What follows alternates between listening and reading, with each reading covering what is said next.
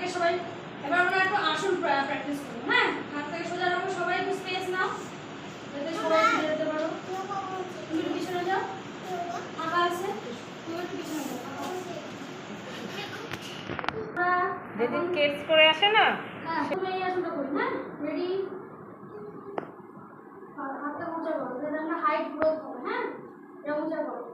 Ready, 1 2 3 4 5 6 7 8 9 10। ওকে, এবারে বৃক্ষাসনটা করে দেখাও তো দেখি, কেউ পারো নাকি? পাটাকে এখানে রাখতে হবে, পারলে করে এখানে রাখো, তাও হবে।